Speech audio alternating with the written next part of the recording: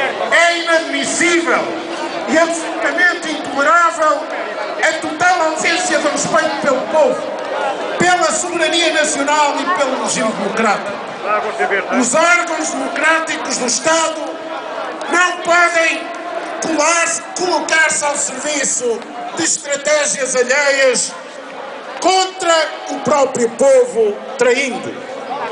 Perante isto, não podemos deixar de fazer dois fortes alertas e exigências. A primeira é esta: será que está em preparação uma revisão da Constituição da República tipo golpe de Estado? Estamos em campanha eleitoral e os partidos têm que clarificar as suas posições sobre esta importantíssima questão.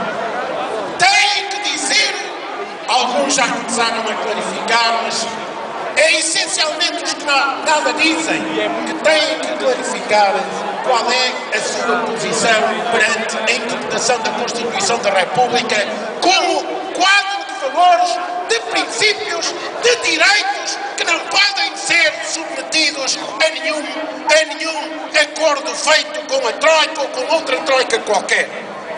O segundo aspecto é que os programas dos partidos que se comprometem com as medidas da União Europeia, Fundo Monetário Internacional, não podem deixar de forma clara, apresentarem aos portugueses esse compromisso.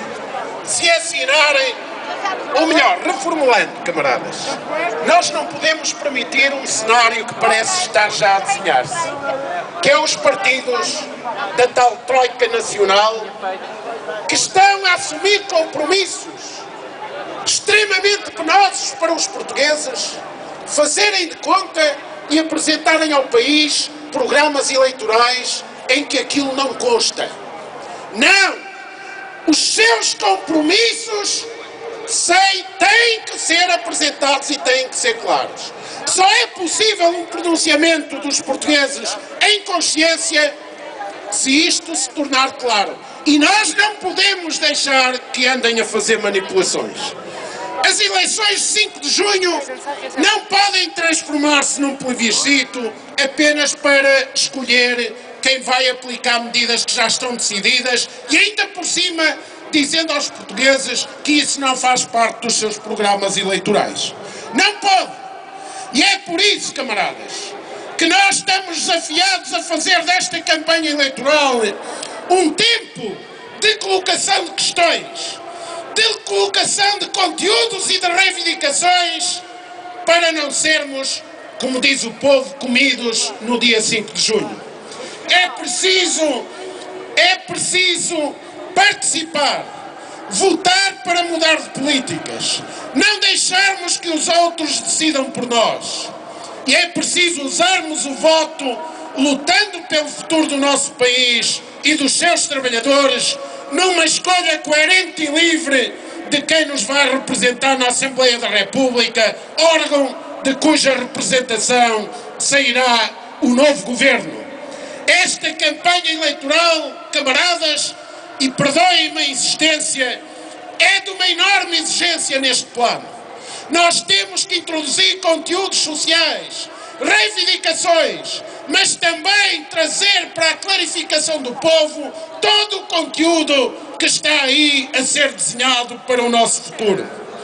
Portugal tem de agir dentro da União Europeia cumprindo os seus deveres, mas essencialmente, como é nossa obrigação, defendendo os nossos interesses.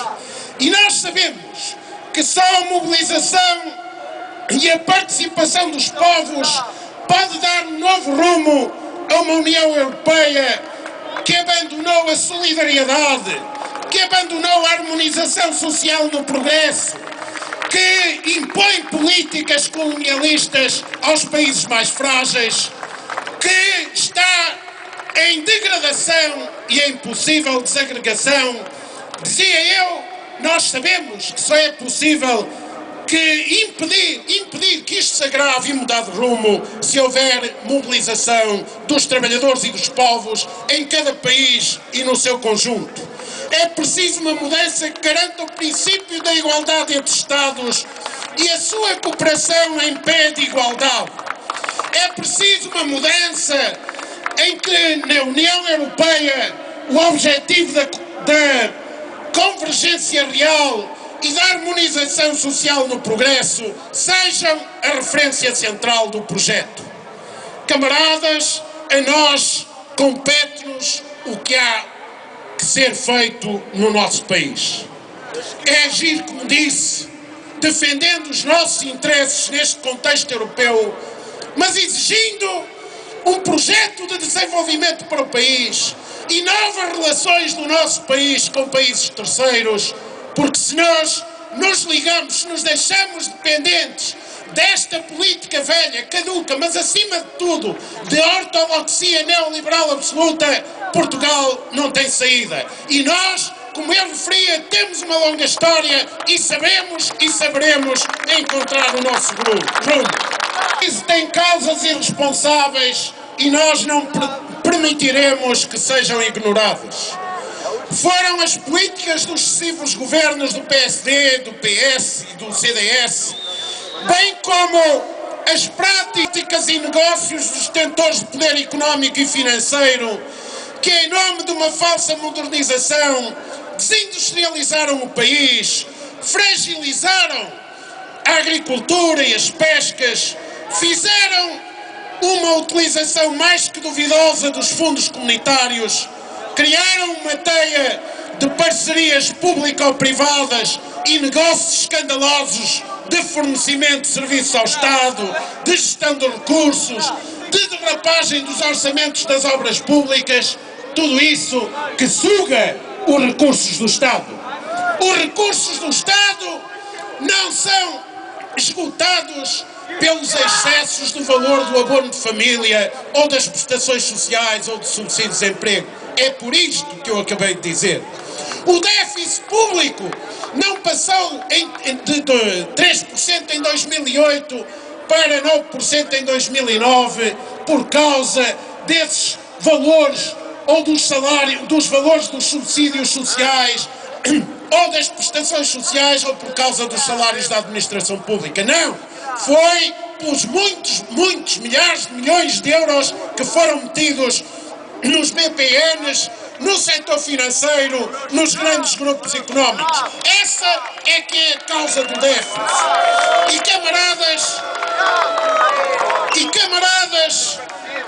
camaradas, já agora lembremos também que o endividamento externo que tentam meter na cabeça do povo, que é o resultado do Estado ter andado a gastar mais para servir, para prestar os direitos sociais ao povo. Não! A maioria do endividamento externo é dívida do setor privado, dos grandes grupos económicos, é dívida privada e isto tem que ser devidamente clarificado no país.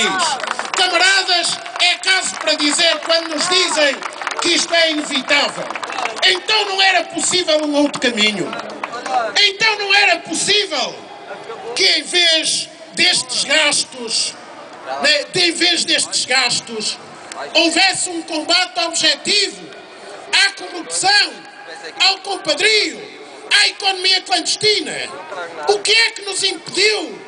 Qual a determinação comunitária ou qual a determinação mundial que nos impede de políticas sérias, de políticas de melhor distribuição da riqueza, de políticas de mais apoio às pessoas em vez de servir o capital? Nada! Ou seja, não falta possibilidade de haver alternativas concretas. E é isso que nós hoje aqui vimos dizer. Vimos dizer, partindo de uma concepção muito clara, é que se não reagirmos, cada vez o buraco é maior e, portanto, temos que agir e não nos podemos atrasar. É tempo de dizer basta a um conjunto de maldades que nos fazem, com o aumento do desemprego, da precariedade, que atinge a juventude de uma forma absolutamente inconcebível e inaceitável. É tempo de lutar contra a revisão da legislação laboral e pela melhoria dos salários, porque é indispensável melhorar o nível de vida médio dos portugueses. É tempo de lutarmos de forma mais determinada pela saúde, pelo ensino, por prestações sociais justas, por bens essenciais acessíveis para todos. É tempo de acelerarmos a luta contra as privatizações e contra mais impostos cegos que nos querem impor.